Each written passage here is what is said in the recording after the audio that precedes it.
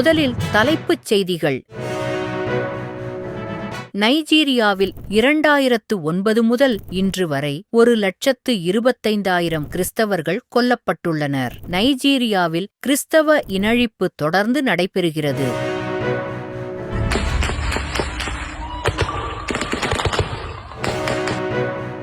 தேவாலயங்கள் எரிக்கப்படுகின்றன, பைபிள்கள் சாம்பலாகின்றன. இதை குறித்து ஒரு தகவல். இனி விரிவான செய்திகள். இன்றைய உலகச் செய்திகளை திறந்தால் நம் செவியில் முதலில் விழுவது Ukraine. Ukrainian city of Dnipro. காசா, மத்திய கிழக்கு, Israel, the Middle East. Out of the Middle East. ஆனால் ஒரே ஒரு நாட்டில் ஆயிரக்கணக்கான கிறிஸ்தவர்கள் தினந்தோறும் உயிரிழக்கிறார்கள் என்பதை நீங்கள் கேள்விப்பட்டதுண்டா? அது நைஜீரியா. உலகின் எந்த நாட்டையும் விட கிறிஸ்தவர்களை அதிகமாக கொன்று கடத்தி துன்புறுத்திய நாடு.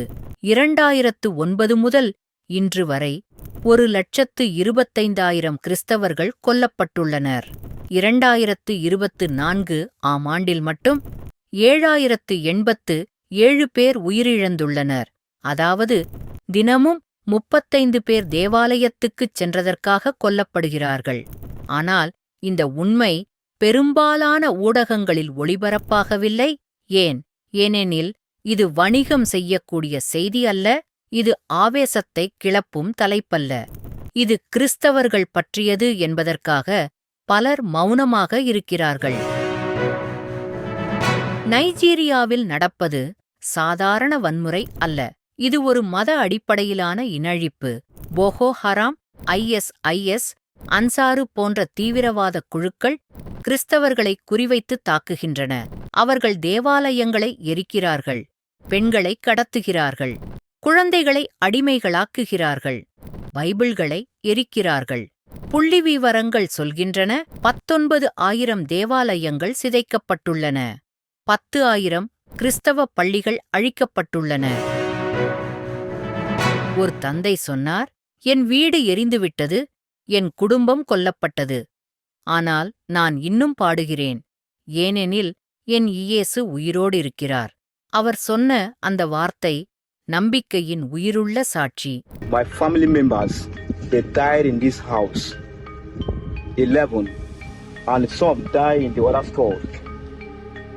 Here and up, my house is up there. இன்று மேற்கு நாடுகளிலும் கிறிஸ்தவ மதத்திற்கு எதிரான அலை மெதுவாக எழுகிறது. கனடா 112 கத்தோலிக்க தேவாலயங்கள் எரிக்கப்பட்டன. அதற்குப் பிறகு பிரதமர் ஜஸ்டின் ட்ரூடோ சொன்னார், அந்த கோபம் புரிந்து கொள்ளத்தக்கது. அப்படியா? Institutions like the Catholic Church, it is real and it is fully understandable. தேவாலயங்கள் எரியும்போது அது புரிந்து கொள்ளத்தக்கது என்கிறார். இதுதான் இன்றைய உலகின் மனநிலை.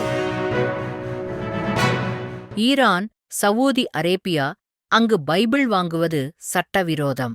பார்சி அல்லது அரபு மொழியில் பைபிள் விற்க முடியாது. அது மதமாற்ற முயற்சி எனக் கருதப்படுகிறது. ஆனால் அமெரிக்காவில் இங்கு பைபிளும் குரானும் ஒன்றாக விற்கலாம். அதில் எந்த ஒரு பிரச்சனையும் இல்லை. இது வெறும் செய்தி அல்ல, இது ஒரு விழிப்புணர்வு. ஒவ்வொரு நாளும் நைஜீரியாவில் ஒரு தேவாலயம் எரிகிறது, ஒரு பைபிள் சாம்பலாகிறது. ஆனால் இன்னும் சிலர் முழங்கால் படியிட்டு இயேசுவின் நாமத்தை துதிக்கிறார்கள். அதுதான் உண்மையான விசுவாசம். இன்று நீங்கள் இதை கேட்டிருக்கிறீர்கள் என்றால் அமைதியாக இருக்க வேண்டாம். ஜெபியுங்கள், பகிருங்கள், விழித்திருங்கள். ஏனெனில் அமைதி என்பது மௌனத்திலிருந்து பிறக்காது, உண்மையிலிருந்து பிறக்கும்.